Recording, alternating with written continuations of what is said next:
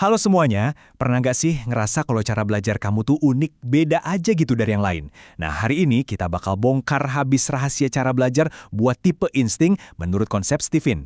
Kita mau cari metode yang benar-benar bikin kamu bisa bilang, nah ini baru gue banget. Yuk kita mulai petualangannya dan temukan superpower belajar kamu. Oke, kita langsung to the point aja ya. Pernah nggak kamu ngerasa bosan belajar, tapi bosannya itu sampai bikin stres, bahkan depresi? Kalau jawabannya iya, tenang, kamu nggak sendirian. Dan kemungkinan besar, ini adalah sinyal kalau kamu itu seorang tipe insting.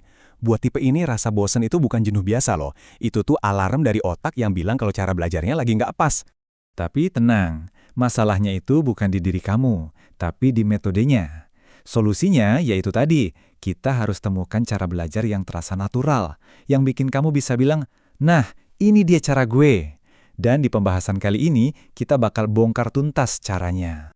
Jadi kerangka yang kita pakai hari ini itu konsep belajar Stephen. Gampangnya gini, Stephen itu adalah pendekatan buat nyocokin cara kita belajar dengan bakat alami kita. Tujuannya apa? Ya biar belajar jadi lebih gampang, lebih nyaman, dan pastinya hasilnya bisa maksimal. Jadi ini bukan soal belajar lebih keras, tapi belajar lebih cerdas, sesuai setelan pabrik kita. Oke, kita masuk bagian pertama yaitu soal persiapan. Coba bayangin deh atlet, sebelum tanding pasti pemanasan dulu kan? Nah, sama, pembelajar tipe insting juga butuh persiapan yang pas. Anggap aja ini fondasinya, biar proses belajar nanti bisa lancar jaya. Nah, persiapan buat tipe insting itu ada dua lapis. Pertama dari dalam diri, kuncinya itu adaptabilitas. Maksudnya, siap total, mulai dari fisik, pikiran, sampai perasaan. Terus dari luar, ada dua hal yang penting banget. Satu, suasana kondusif, artinya lingkungan yang tenang, damai, dan saling dukung. Dan yang kedua, keterlibatan, artinya harus ada kesempatan buat langsung praktekin apa yang lagi dipelajari. Sekarang, kita lanjut ke bagian intinya, yaitu gimana sih cara tipe insting menyerap informasi biar paling efektif? Kalau tadi itu pemanasan, nah ini gerakan utamanya. Tipe insting ini punya cara yang khas banget dan super cepat buat memproses pengetahuan. Dan inilah dia mantra saktinya, merespon secara cepat. Tapi, tunggu dulu. Ini bukan berarti belajar buru-buru tanpa mikir ya. Ini lebih ke kemampuan intuitif buat nangkap gambaran besarnya dan bereaksi dengan sigap.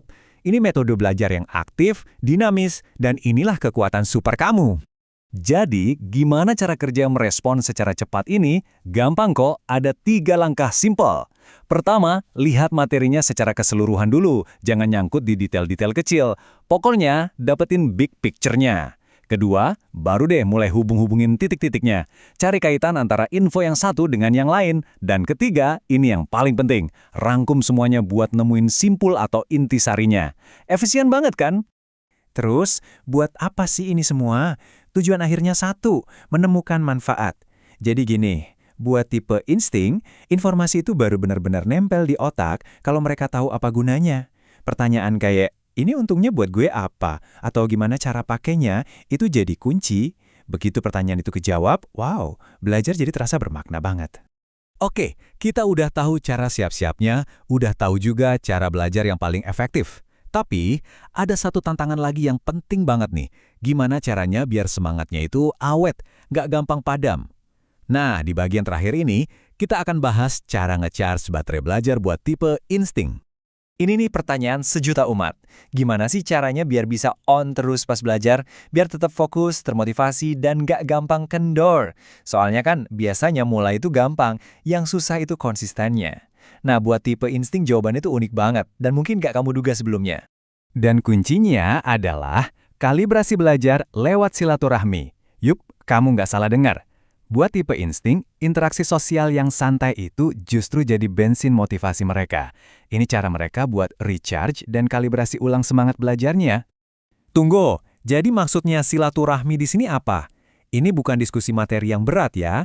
Justru sebaliknya, maksudnya itu interaksi sosial yang ringan, kenalan sama orang baru, ngobrol ngalor ngidul tanpa agenda khusus. Kok bisa ampuh? Soalnya, interaksi kayak gini tuh seolah-olah meriset otak intuitif mereka.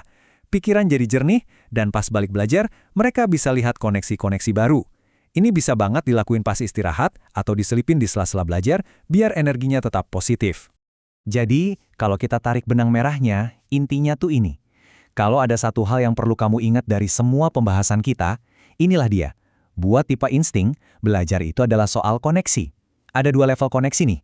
Pertama, menghubungkan ide-ide jadi satu gambaran besar. Kedua, menghubungkan diri dengan orang lain buat jaga semangat biar terus membara. Nah, sebagai penutup, saya mau kasih satu pertanyaan buat kamu renungkan.